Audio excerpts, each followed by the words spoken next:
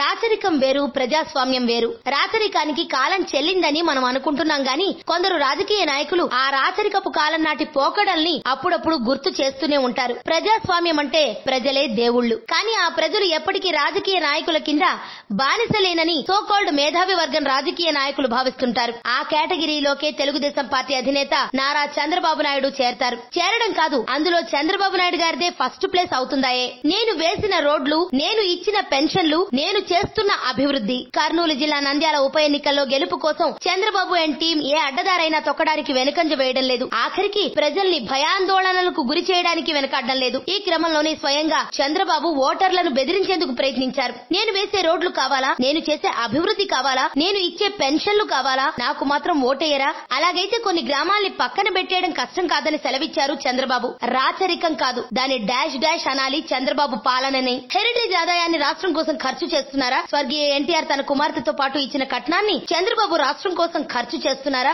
నేను ఇవ్వను అని చెప్పే నైతిక హక్కు చంద్రబాబుకి ఎక్కడుంది? ఈ ఒక్క విషయం చాలు చంద్రబాబుని న్యాయస్థానాలకు ఏడ్చడానికి. సొమ్ముకుడిది, సోకు ఇంకొకటిది. ఆంధ్రప్రదేశ్ రాజధాని అమరావతిలోని లింగమనేని ఎస్టేట్ గెస్ట్ హౌస్ లో చంద్రబాబు ఎలా నివాసం ఉంటున్నారు? దానికి సంబంధించి జరిగిన ఖర్చులు రాష్ట్ర ఖజానావా? చంద్రబాబు సొంత సొమ్ములేమైనా అక్కడ ఖర్చు చేస్తున్నారా? ముఖ్యమంత్రి నివాసానికి సైతం రాష్ట్ర ప్రజానికానివే ఖర్చు చేస్తున్నప్పుడు ఆ ముఖ్యమంత్రి ఎంతో బాధ్యతాయుతంగా వ్యవహరించాలి. కానీ ఆ బాధ్యత మచ్చుకైనా కనిపించదు. అధికారిక పర్యటనల కోసం ప్రత్యేక విమానాల్లో చంద్రబాబు తిరుగుతున్నది ప్రజల ఖర్చుతోనే. ఆ విషయం ప్రజలందరికీ తెలుసు. కానీ అదంతా తన సొంత సొమ్మని చంద్రబాబు ఫీల్ అయిపోతున్నట్టున్నారు. ఒక్క మాటలో చెప్పాలంటే ఆంధ్రప్రదేశ్ ప్రజలందరూ ఆయన దృష్టిలో బిచ్చగాళ్లైపోయారన్నమాట. నిజమే మరి. లేకపోతే నేనిచ్చే పెన్షన్ తీసుకోవద్దు అని చెప్పడానికి ఆయనెవరు? ప్రజలంతా కలిసికట్టుగా నువ్వు పదవిలోంచి దిగిపో అనంటే ఇప్పటికిప్పుడు చంద్రబాబు ఏం చేయగలరు? మేం కట్టే పన్నులతో ముఖ్యమంత్రిగా జీతం తీసుకుంటున్నావు అని ప్రజలు నిలదీస్తే చంద్రబాబు ఏమైపోతారు?